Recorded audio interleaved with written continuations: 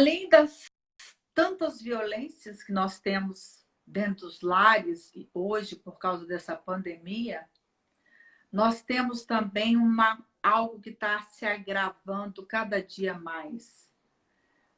A violência contra a criança, os vulneráveis, os adolescentes e os bebês.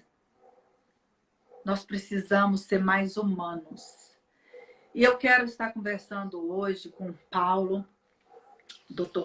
Paulo, ele é Campos Dias. Ele tem um projeto incrível também do Instituto Independa. Esse instituto, ele dá cursos para as pessoas, para deficientes não, para dependentes químicos e suas famílias. Porque quando se tem um dependente químico, não fica doente só o dependente químico, toda a família. Então, hoje nós vamos falar, ele deve estar por aqui já, o doutor Paulo Campos, querido. Nós temos 3 assuntos para falar hoje. Sobre a violência contra a criança e adolescente. E hoje, quem tiver algum parente, algum vizinho que você vê que está sendo abusado, você imediatamente ligue para 156 ou 100. Porque hoje existe uma secretaria da Polícia do Distrito Federal. Essa secretaria, eles estão também usando a Lei Maria da Penha para essas crianças, para essas meninas. Por quê?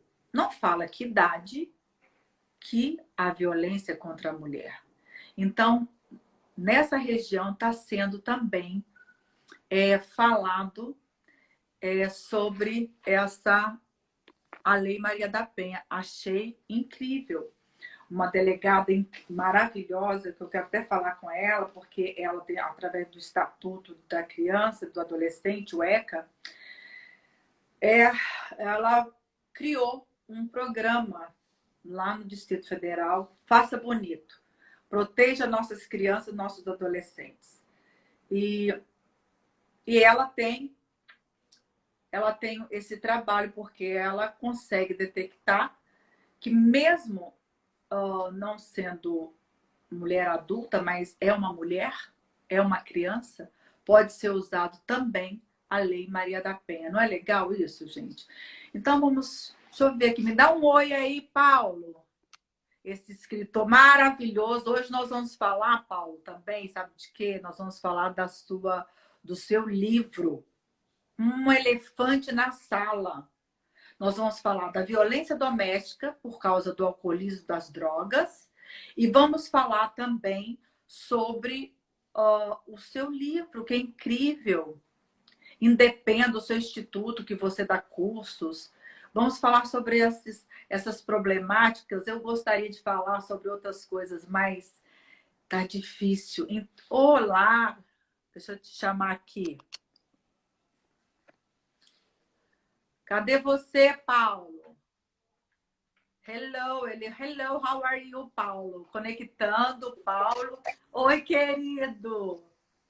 Olá, Cristel, tudo bem? Tudo, Paulo. Olha que incrível. Hoje a gente está fazendo essa live falando da violência. E hoje é o dia, né, do combate à violência, do abuso, né, sexual das crianças e adolescentes. E eu estava falando que eu estava lendo uma matéria e que lá no Distrito Federal, através da Polícia Civil também, e dos conselhos tutelares e tudo mais, eles estão usando, para certos casos, a Lei Maria da Penha. Olha que interessante. Exatamente. Eu queria que você falasse um pouco, dar boas-vindas, né, Paulo? Que hoje nós precisamos falar sobre o seu livro, pelo amor de Deus, hein? Tá certo. Boa noite a todos que estão nos acompanhando. Eu estou vendo a gente aqui, o meu amigo Juan Pablo também entrou, da Colômbia, está aqui terminando o doutorado, ele e a esposa terminando o pós-doutorado aqui no Brasil. Tem muita gente aqui conhecida de outros países também do Brasil, sejam todos bem-vindos. E pessoal dos Estados Unidos. Várias pessoas aí. Tem gente dos Estados Unidos, exatamente. Estou vendo aqui. Na verdade, esse dia teria que ser um dia marcado por todos os dias do nosso ano como uma data a ser tratada com muita atenção e com muito carinho. Há mais de 25 anos, um quarto de século, eu venho batendo nessa questão do tema abuso sexual, abuso afetivo, abuso físico em crianças. E, na verdade, um centro de tratamento onde eu trabalhei lá por 16 anos, esta parte na relação abusiva era uma parte que cabia a mim no tratamento dos pacientes e dos familiares também. Uhum. E quando se olha para este quadro, por incrível que pareça, o que as pessoas imaginam tratar-se de abuso, pensam que o abuso é cometido por estranhos, por pessoas longe das relações familiares. E se nós formos ler de cima para baixo o escalonamento dos abusadores, quem são? Primeiro, entender o que é o abuso. É quando uma criança, um menor, deposita naquele adulto toda a sua confiança pela segurança, pela guarda, pela proteção, pela instrução, pela educação, pelo encaminhamento. Ou Certo. seja, é uma pessoa da relação afetiva dessa criança. E o que pauta esta relação é esse vínculo de confiança extremamente forte. Por isso que quando se fala em abuso, primeiro há um abuso dessa confiança e depois vai ser direcionado para outros abusos. Então, nós temos o abuso físico, o abuso emocional, o abuso intelectual, o abuso econômico, patrimonial, o abuso sexual. Certo. E vamos um pouco mais além. Na relação de abusadores, por incrível que pareça, existe até aquela visão ultrapassada, quem abusa é o padrasto, quem abusa é a madrasta. Não. A relação de abuso começa pelo pai, tios, primos, irmãos mais velhos, e vai descendo, vai descendo. Professores, policiais, profissionais da área de saúde, médicos, dentistas, lá no finalzinho, entre as últimos enumerados, que nós vamos encontrar o abuso cometido por padrasto, por madrasta. O Então, o Paulo, perigo está dentro de casa. o Paulo, exatamente eu queria falar sobre isso. Nesse momento agora da pandemia, né, que as pessoas ficam muito em casa, existem a bebida, a droga, e de repente o pai está em casa, ou o tio, sei lá, o avô, o primo, e a mãe tem que sair. Então tem que tomar muito cuidado com quem que você vai deixar seu filho. Porque de repente, não, é meu tio, ou é meu primo, ou é o meu pai, ou é...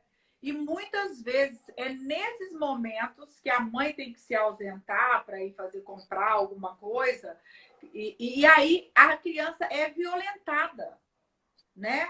E é abusada. Não só como você falou, não é só o coito, não é só o toque nas partes íntimas. É um abuso, é uma chantagem, um pavor que se cria. E aí a criança fica como uma presa, acuada, e aí começa as chantagens emocionais para essa criança. E a criança começa a ter traumas, começa a ter xixi de novo na cama, não sabe por quê, não quer comer. Aí a mãe briga porque ela acha que a criança está fazendo alguma chantagem emocional. E a criança tem medo. Porque muitas vezes essas pessoas que estão já querendo, já tem essa índole, né, má, elas falam, se você falar alguma coisa, eu vou te bater, eu vou te matar. E a criança, de repente, não tem nem como falar com a mãe, nem nada. E acontece essas torturas mentais, até que a criança cede, ou até que a criança, de repente, por medo, ela fica fragilizada. Aí é como se fosse assim, sabe a serpente, quando ela vai atacar uma presa, ela paralisa aquela presa? É exatamente o medo. e a chantagem que os adultos fazem com as crianças paralisam as crianças, trazem trauma para essas crianças. Então, eu já estava lendo uma reportagem que a delegada estava perguntando com quem você está deixando seu filho? Porque não é o vizinho, não é aquele longe, é dentro de casa que está acontecendo isso. E o que a gente pode fazer com as mães, falar com as mães, né? Primeiro tem que denunciar. Não pode ser conivente, porque eu ouvi vários assuntos, várias vezes, Paulo, pessoas que são coniventes a esses agentes do mal. Pergunta, mas eu falei assim, mas a senhora tem que denunciar? Ele está fazendo com o seu filho, a senhora não denuncia? Ah, eu não posso. Eu não entendo isso. O que a gente pode fazer? O que um psicoterapeuta como você, que tem um trabalho já feito com a família, com essas pessoas que têm problemas de alcoolismo, de droga, porque agora, nesse momento, Paulo, que a gente vê que não é só na sociedade de baixa renda, não. Em todos os níveis. Em todos os níveis. Pessoas que nem tinham violência dentro de casa, está tendo. Me fala um pouco sobre isso. Bom, a primeira observação que toda família tem que prestar muito atenção, obviamente, além daqueles cuidados com quem que está deixando, como está ficando, é prestar muita atenção na criança. A criança vai apresentar sintomas diferenciados do seu dia a dia. A criança começa a ficar mais fechada, mais triste, mais agressiva, sem apetite, dificuldade do sono, problemas no aprendizado, não quer ficar mais sozinha, apresenta um choro sem uma razão aparente. Então, é acolher esta criança e ouvir esta criança e entender o seguinte: criança é honesta, criança fala exatamente o que está sentindo. Porém, se ela sentir por parte daquele seu possível acolhedor ou acolhedora algum tipo de julgamento, de crítica, de desconfiança, de achar que a criança está mentindo, que alguma coisa ela vai cair naquilo que o abusador ou abusadora já havia dito a ela, que ninguém iria acreditar nela, porque o abusador, ele vai abusar de todas as formas. O abuso emocional, o abuso intelectual, ele vai estar presente.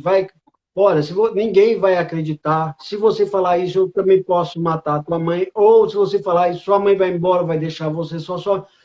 Se isto for colocado e a pessoa que tiver que acolher a criança não entender, não fizer a leitura correta da sinalização que a criança está fazendo, vai colocar tudo a perder. Daí, essa questão de denúncia tem que existir. Tão logo observe qualquer trauma e já sabe, não sabe quem é o abusador, vai e faça. Tem que fazer imediatamente, tem que haver proteção dessa criança, ela tem que ser... acolhida também, o conselho tutelar existe para isso, né? Ela vai ter que ser encaminhada rapidamente a um tratamento a fim de que ela tire este quadro que não pertence a ela, porque o abuso não é da criança, os malefícios que fazem a criança não pertencem a ela. Isso pertence a um abusador, a um adulto ou adulta adoecido ou adoecida que transmite para a criança. Ocorre que o abuso, se não for tratado, ele vai gerar sequelas pela vida toda do ser humano, enquanto adulto, pela vida toda. Então, a questão do abuso, ele deve ser muito bem observado. Só que se nós formos falar em número, nós vamos observar que isso não é algo tão raro, não. Nós temos, em cada grupo de 5 meninas, algo em torno de 3 meninas vão sofrer algum tipo de abuso, algum tipo. Porque tanto o abuso emocional, o abuso intelectual, ele provoca danos também o resto da vida. E o abuso intelectual é aquele abuso verbal, onde o adulto começa a categorizar a criança, nivelar por baixo, adjetivar por termos não válidos, você é um imbecil, uma idiota, quando você crescer você não vai ser absolutamente nada. Olha, começa a comparar. Veja a sua amiguinha, seu amiguinho, tem a mesma idade que você, já sabe andar de bicicleta, já está falando inglês, você não fala mal o português, você não sabe nem ler. Esse Tudo tipo de isso aí adjetivação é um é abuso. abuso. É É abuso, só claro que é violência abuso. sexual. Mas Ah, se trata é, nesse tempo agora que nós tem estamos que, passando, abuso sexual está aumentando cada dia mais por causa dessa sim, pandemia. mas para chegar no abuso, é isso que tem que observar. O abuso sexual, ele já vem precedido de vários outros abusos, de várias outras investidas. Quem é que está no entorno dessa criança? Então, o que temos que entender é o seguinte: dá-se uma visibilidade e deve-se dar toda essa importância, sim, a um abuso sexual, a uma violência sexual, óbvio, que é um crime hediondo, ainda mais Sim, quando se claro. trata de uma criança. Óbvio que tem que ter. Mas não podemos perder de vista outros abusos que causam danos semelhantes. Então, o que eu sempre peço é colocar no mesmo campo de visão toda essa manifestação doentia cometida por um adulto doente contra uma criança que, nesse momento, ela está precisando de adultos saudáveis no seu entorno para que ela crie modelos a serem seguidos lá no futuro e modelos saudáveis. Quando se trata de abuso, nada, absolutamente nada pode ser permitido. Não tem que ter uma vírgula de minimização com relação a esses quadros. Então, abuso sexual, abuso físico, abuso emocional e intelectual, abuso Verbal. patrimonial, todos devem estar no mesmo rigor da lei e, quando se trata de tratamento, todos devem ter um tratamento adequado. Verdade.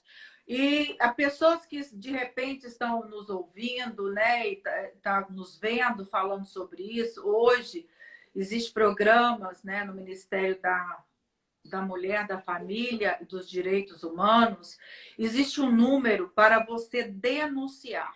De repente, você sabe que naquela casa, naquele vizinho, você não precisa nem ser parente. Você tem o dever, como cidadão, como pessoa idônea, que raciocina, denunciar. Então, você liga, você não precisa se identificar. Você liga o 100 e as pessoas vão mandar o conselho tutelar na casa para verificar se realmente é e tomar as providências. A sociedade como um todo, né? Porque eles hoje eles estão fazendo na Constituição Federal, e eles estão fazendo agora uma junção, uma responsabilidade com o Ministério da Educação também, para também falar sobre isso, porque às vezes é muito tabu, sabe, Paulo? Quando se fala de violência sexual, violência com criança, existe ainda um tabu. As pessoas querem tampar o sol com a peneira. E não é isso. Nós vemos, e quando se trabalha com crianças e adolescentes, você vê que a maioria, igual você falou, a maioria dessas crianças sofreram algum abuso sexual. E nesse tempo agora, nesse tempo que está aqui, as pessoas estão aglomeradas dentro de casa, que tem 10 pessoas num quarto, né, num apartamento que não tem nem... Apartamento não, numa casa, nas comunidades carentes também, está tendo muita menos procura nos conselhos tutelares.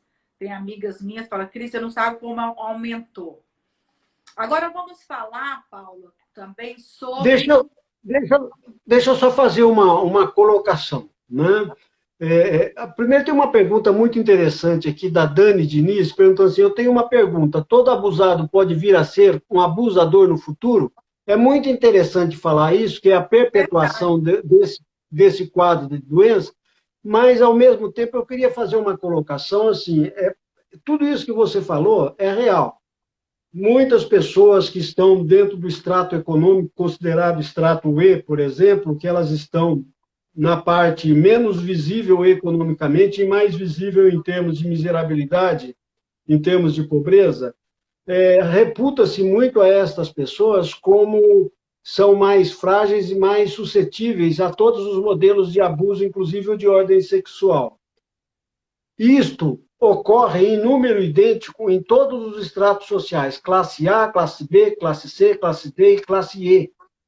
Ocorre que, se nós pegarmos na nossa formação econômica, essa formação da pirâmide econômica, nós vamos ver que a classe A ela está no pico da pirâmide, a classe C, D e E, elas vão ocupar mais de 80% da base de toda a pirâmide, toda a formação da pirâmide. E a base lá embaixo da pirâmide, ela está mesmo com a classe D e classe E. É onde mais aparece. Não é que mais aparece, é que, na verdade, em números percentuais, é o mesmo número da classe A. Só que em números absolutos, quando você tira 3%, 5%, 10% de uma população de 150 milhões, você tem 15 milhões. Quando você tira esses 10% de uma população de classe AAA, por exemplo, AAA, onde você vê lá 500 mil pessoas, você está falando de 50 mil. Então, em números absolutos é bem menor, mas o percentual é igual. Então, é uma atrocidade que acomete todas as classes sociais por igual. Com certeza. A pergunta da Dani Diniz, ela é muito importante pelo seguinte: quando nós recebemos pessoas que sofreram abuso, que têm problemas na vida adulta, quando nós recebemos também pacientes de internação que são abusadores sexuais, são compulsivos sexuais, muitos são compulsivos ou compulsivas, e não tem nem a ideia que estão replicando modelos de comportamento abusivo, são abusadores, são predadores, eles estão naquele limiar onde eles vão utilizar jogos de sedução como o envolvimento emocional, a manipulação, a sedução. Exato. Vai trazer pessoas adultas também para o seu entorno e vão abusar de adultos também. Muitas dessas pessoas que foram a tratamento conosco, quando nós trabalhamos, porque tem que fazer uma anamnese completa, fazer um levantamento muito claro do seu passado, olha, eu diria que de cada 100, 95, 98 passaram por quadros de abuso sexual. E eles passam a ser perpetradores, abusadores, sem perceber que estão cometendo isso. É inconsciente, Paulo. Por exemplo, não é inconsciente. A pessoa não tem a consciência de que está manipulando, que está seduzindo, que está buscando. Mas, se você for fazer uma análise completa, essa pessoa tem característica de abusador também. Sem ser... Na verdade, quando ele está num jogo psicológico entre adultos, que tem o adulto que eu estou me referindo é a idade cronológica, não a idade emocional. Porque o predador ou a predadora, ele busca pessoas que podem até ter a mesma idade cronológica, mas emocionalmente sofrem uma defasagem. Nós chamamos assim, GG, gambá cheira gambá. O predador sabe onde está a sua presa, ele sabe como abordar, ele sabe como conquistar. O termo conquista vem daí, das antigas tomadas das guerras medievais, as que antecederam os grandes romanos, quando falam em conquistar, é tomar, deixar a pessoa sem oxigênio, eliminar qualquer possibilidade de sobrevivência para que a pessoa se renda. Então, a conquista, quando nós trazemos para o lado do abuso, é exatamente esta condição que a pessoa tem. Ela vai, ela conquista, ela aborda, ela envolve, e o que se verifica é que a pessoa que foi abordada, que foi envolvida, ela tem muitas vezes uma idade emocional diferenciada, e outro já tem um congelamento emocional que beira a sociopatia.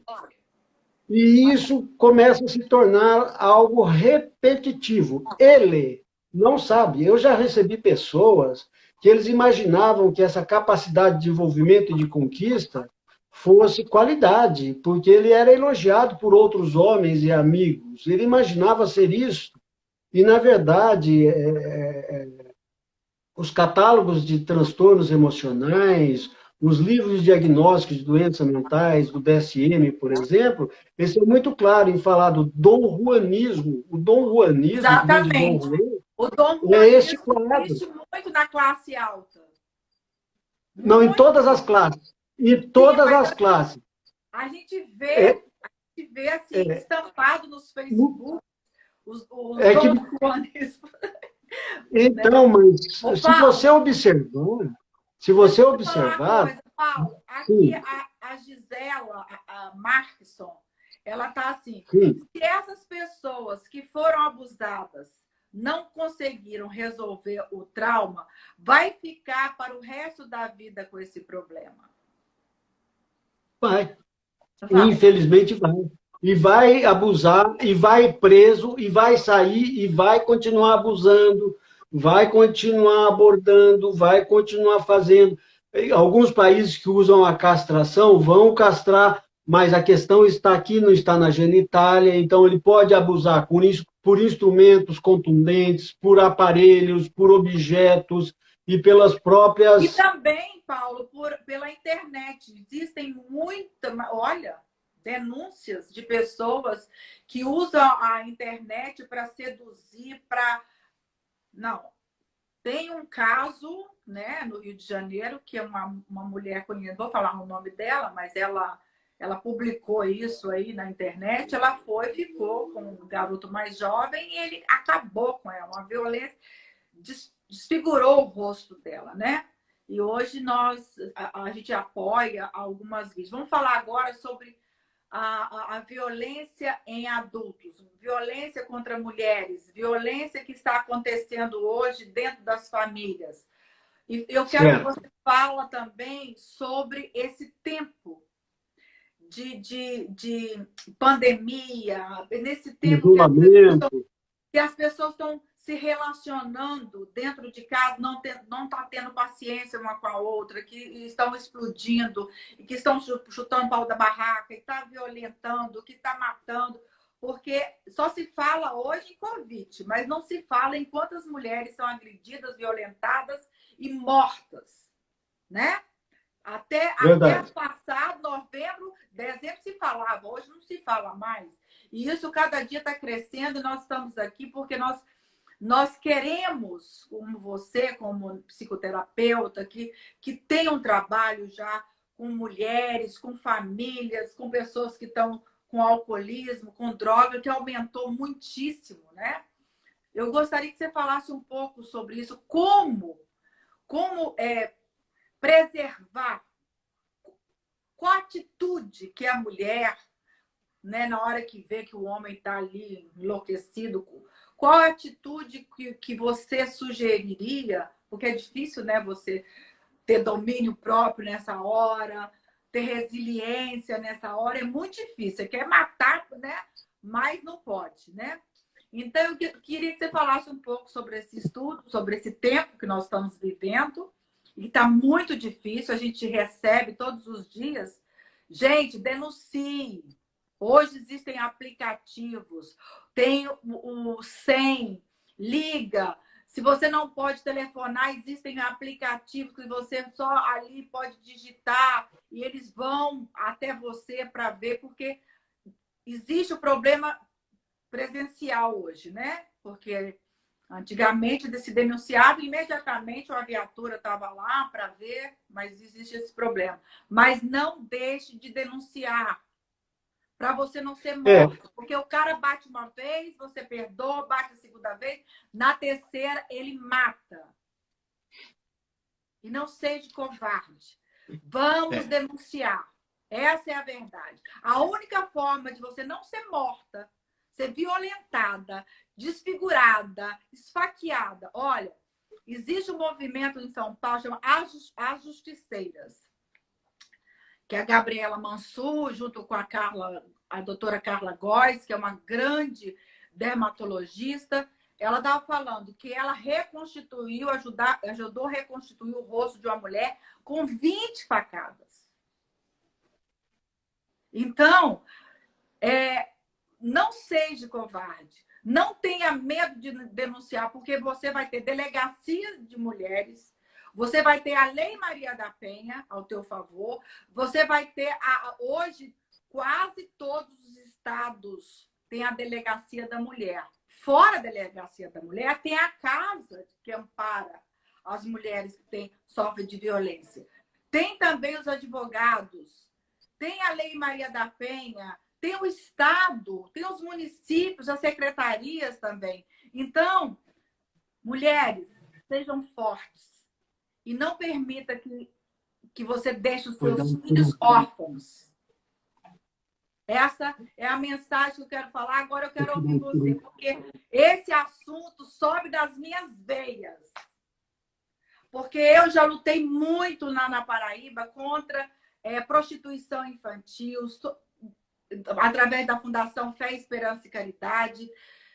Olha, era criança de 8 anos sendo prostituídas nas estradas. Então, isso ferve, assim, me dá uma coisa, entendeu?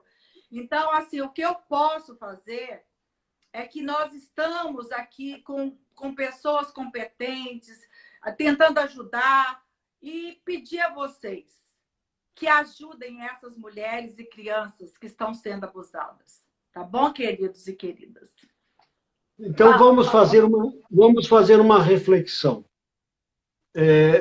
Agora, em tempos de pandemia, houve um acréscimo em tudo também nesta área. A área de consumo de bebidas alcoólicas, lojas especializadas em entrega de vinho, por exemplo, algumas chegaram a atingir 800% a mais no delivery. Sim. Mas, em média geral, aumentou em 34% a venda de bebida alcoólica. Em alguns lugares, 40%. Quando nós falamos do próprio consumo associado à violência, nós tivemos o único país nesta pandemia que foi em linha oposta foi a Itália, que teve um grande número, que foi uma tragédia, mas na área de violência e de alcoolismo, ela diminuiu.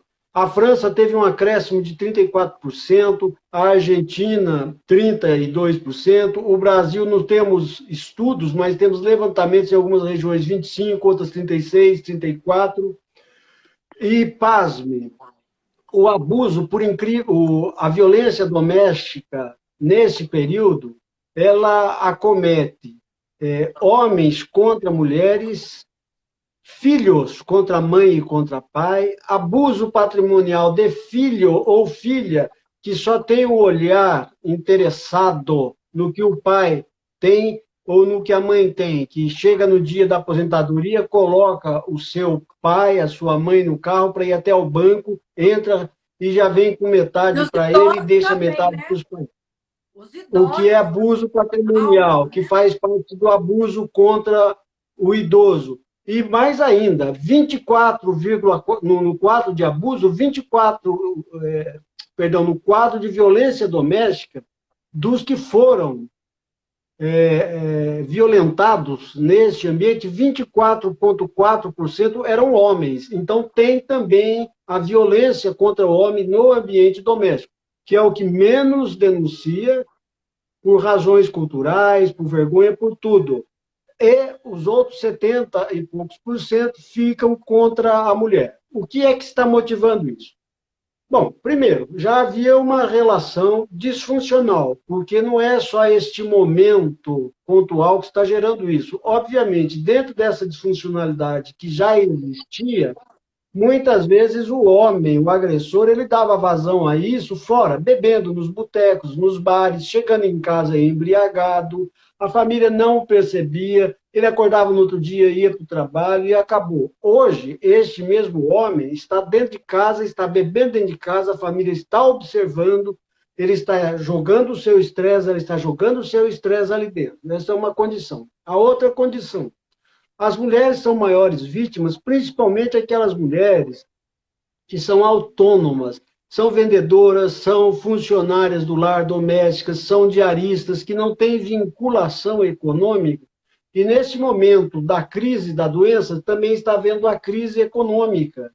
e essas pessoas não estão trabalhando, estão ficando dentro de casa, sem dinheiro, tendo tudo triplicado, porque ela vai ter que fazer tudo, dar conta de tudo, ainda tem a cobrança do marido, e aí tem o marido que não suporta isso, que não suporta aquilo e que vai agredir.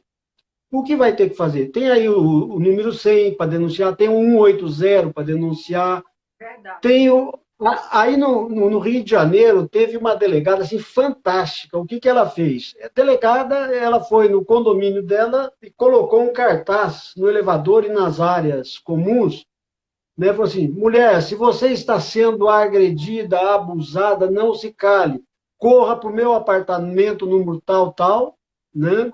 Que eu vou te acolher. E ela coloca o delegada fulana de tal, delegacia da mulher, Lei Maria da Penha, e coloca tudo lá. É uma atitude fantástica. Claro, ela é uma delegada, ela pode e deve fazer isso, ela tem como se proteger, ela sabe como colocar um indivíduo Ô, Paulo, deste no seu local, o que não é, obviamente, orientado para todos. Tem aí no Rio de Janeiro, só mais uma coisinha para fechar, tem aquele as caso... empoderadas, você Oi? conhece? No Rio de Janeiro, a Érica Paz, que já foi lutadora de MMA, e Sim, ela criou um programa que ela está ajudando muitas mulheres. Eu sou fã dela. E sim. elas empoderadas. Então, ela vai para as comunidades, ensina a defesa pessoal e também dá esse suporte para as delegadas. Ela, por exemplo, se alguém denuncia, liga, ela vai com a delegada, vai com a polícia até a casa das pessoas. Então, nós, a sociedade, está, e também o governo federal, governo municipal, governo estadual, está também com os olhos atentos sobre Sem essa dúvida, o governo, nós, como população civil, nós não temos que entregar tudo na mão do governo, o governo tem que fazer tudo, não é isso. Agora, a sociedade civil organizada, ela tem que tomar algumas atitudes. O interessante, por exemplo, a Federação Brasileira de Krav Maga, que é uma arte marcial de defesa, que ela foi desenvolvida em Israel, utilizada pelas forças de Israel, ela é e altamente eficaz. Ela, por exemplo, abriu agora, essa semana, inscrição para todo mundo participar a semana, fazer lá a sua inscrição, etc., exatamente por causa dessa violência doméstica, que é facilmente dominar uma pessoa que vai lhe agredir, que tem que ter essa defesa. Então, eu vi que a Dani Diniz fez mais uma pergunta ali, dizendo assim, como eu vou denunciar se o abusado tem medo do abusador, do agressor? Como denunciar? Agora, quando a mulher, ela, ou a vítima desse abuso, ela tem um grau de defesa pessoal, ou tem um determinado conhecimento, ou sabe que pode contar com algumas pessoas, ela vai se empoderar, como você bem disse, ela vai sentir-se resguardada, protegida e vai tomar uma atitude para se proteger. Porque o abusador é isso. Ele não começa batendo, é o abuso verbal, é o abuso intelectual diminuindo, é colocando a pessoa na rede, vai fechando, fechando.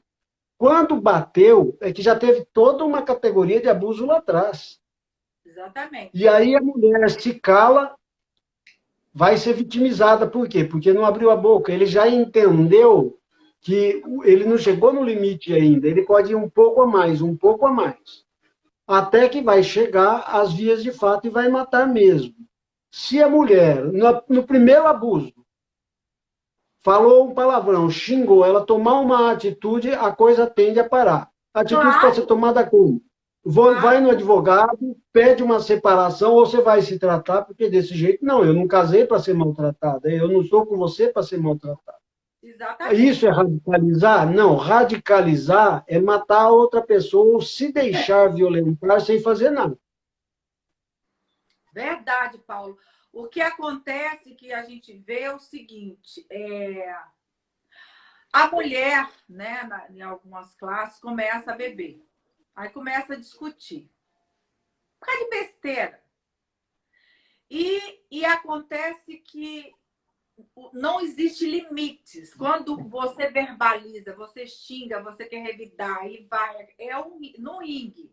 Enquanto não ser nocauteado, não para. E é isso que eu sempre falo com as mulheres, não é porque você pode calar e sair que você vai ser humilhada. Muito pelo contrário, você está defendendo a sua integridade física, moral e da sua família. Porque se não tem dois para brigar, um sai, o outro não vai brigar. Só se for dois, brigar com a parede, dar chute, quebrar tudo. Quebra tudo, depois você volta. O que eu acho que eu poderia falar para as mulheres é que na hora que você vê que a pessoa está completamente desorientada, sai, se tranca dentro do quarto, não vai revidar, porque você não precisa mostrar que você é forte. Você é forte se você sair viva. E também sem ser machucada. Porque quando passa aquela loucura dos 5 minutos, daquela loucura, a pessoa volta ao raciocínio. Porque a raiva, ela não fica o tempo inteiro, né? Tem aquela consciência. A pessoa fica irritada, e se não tiver aquele para confrontar, você recua e a pessoa vai cair em si. Meu Deus, o que eu estou fazendo? Que loucura! Quase que eu mato a minha mulher, não sei o quê, se ela não tivesse feito isso. Então, eu acredito que nós temos que ter essa defensiva, sair fora, sair da região, do momento da ebulição de loucura, que é uma loucura, isso é uma doença, isso passa a ser uma coisa assim, não é humano. Não é humano. Eu sinto, Paulo, que quando a pessoa chega nesse estágio, ele saiu da razão, da consciência, e ele vai para um lugar que eu não sei nem qual é. Você, como psicoterapeuta, ele passou aí tem que observar. Como é matar uma pessoa que é mãe dos seus filhos, que você diz que ama, que você fica.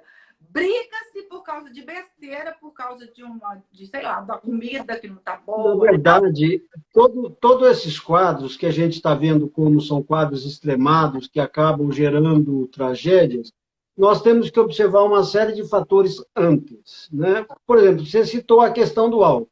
Quando tem álcool envolvido nessas situações, não imagine que meia hora depois, uma hora depois, a pessoa retorna ao seu julgamento crítico. Ele não vai retornar ao seu julgamento crítico, ele vai replicar esses movimentos. Ele pode ter ressaca moral, mas tão logo ele beba, ele vai fazer novamente. Porque nós estamos falando, primeiro, se ele está bebendo, está fazendo isso, no mínimo ele já tem uma dependência instalada de uma substância que altera o humor e tira a capacidade do julgamento crítico, e ele está alertando que ele é capaz de promover uma grande tragédia. São avisos. Então, o que a mulher tem que fazer dentro deste quadro é... Eu vi aqui rapidamente que alguém falou assim, saia de casa. Assim, saia de casa, peça ajuda, promova uma separação onde a porta fica aberta para a pessoa se tratar e depois podemos voltar a conversar. Essa é uma questão. A outra questão é assim, se a pessoa tem muita raiva e tem muita raiva, tem que observar, a primeira coisa que tem que observar, assim, será que ele tem alguma comorbidade psiquiátrica instalada? Será que ele tem um quadro de doença psiquiátrica instalado? Por quê? Porque não é natural alguém que diz que ama agredir alguém. Então, tem que procurar ajuda. Se a pessoa está se relacionando com alguém que já deu sinais que vai fazer isso e já sinalizou de forma verbal, etc., ou saia da relação antes de tomar um passo mais sério, ou se quiser ficar na relação, procure ajuda profissional para verificar o que é. Família, né, Paulo? A terapia não, tem que ter.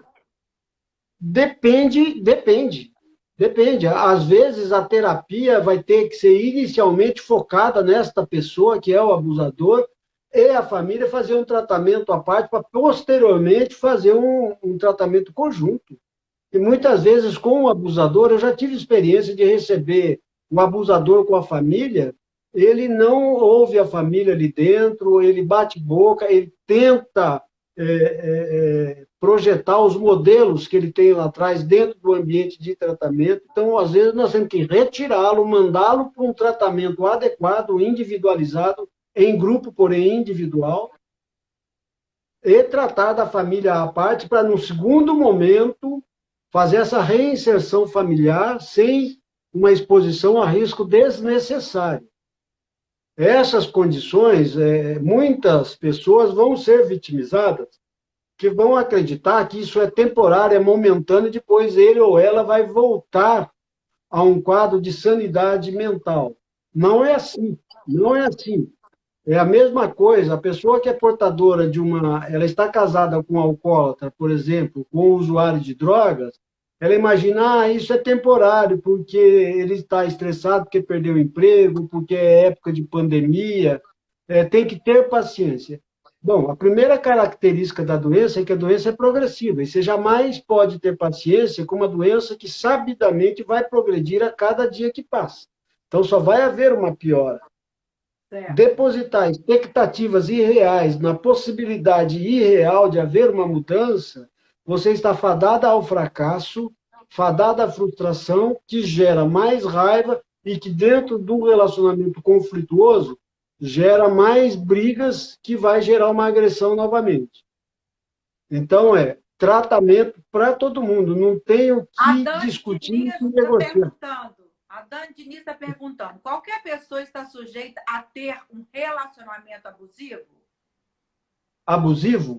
É, Não, não, as pessoas que vêm de lares disfuncionais, que têm relação de disfuncionalidade, principalmente se tem um pai abusador de álcool, se tem um pai que tem dificuldades no relacionamento afetivo com a mãe, ela vai ter um aprendizado diferenciado de relacionamento e tende a buscar relacionamentos abusivos, porque também há um vislumbre do abusador para este modelo de pessoa, e ele tende também a ser um predador e identificar as pessoas mais vulneráveis.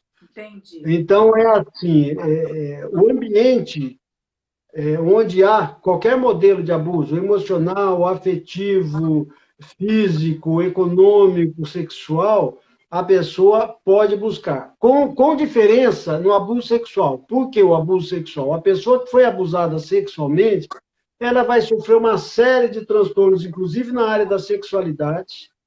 Certo. Ela pode se transformar em compulsiva, pode transformar em anoréxica sexual, pode ir para padrões distorcidos de sexualidade, pode ir para revitimização, pode ir para o autoflagelo.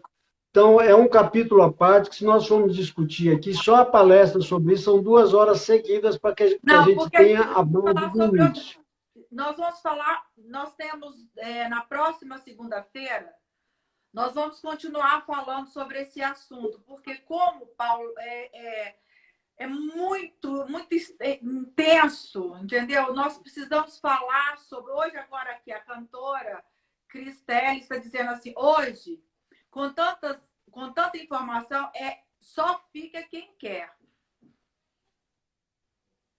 Não é quem quer, é assim, Não é o quem quer, adoecimento, o não é quem quer. adoecimento, a relação abusiva entre o abusado, o abusador, o espancador, a espancada, ele gera uma série de traumas afetivos.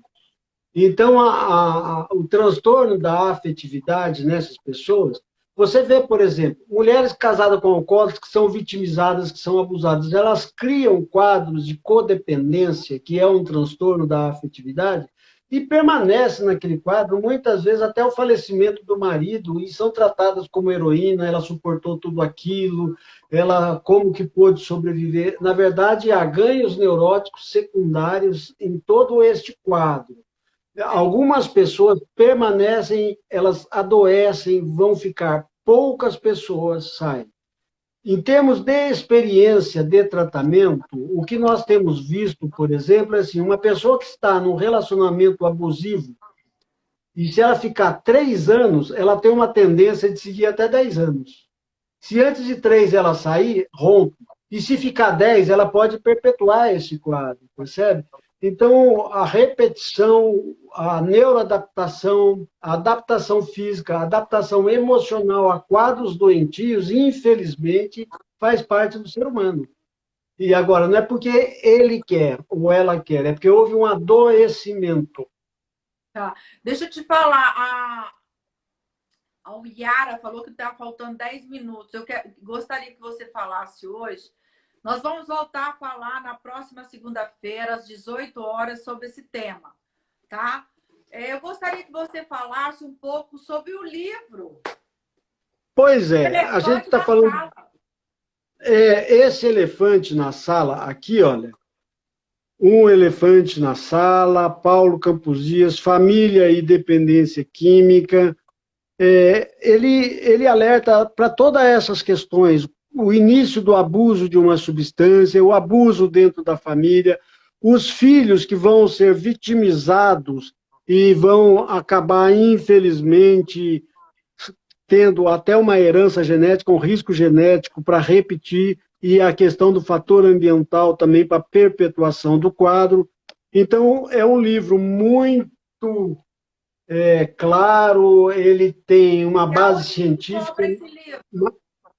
Olha, nesses momentos agora eu estou atendendo todos pela internet, pelo meu telefone, pelo meu WhatsApp, que é o 82999851970, ou entra aqui mesmo no próprio Instagram e pede para mim no direct, e aí eu encaminho pelo correio, faz uma transferência para minha conta e estamos conversados. Tem uma menina que faz a marca, a Sabrina Zanini, diz: muita gente fica por conveniência financeira.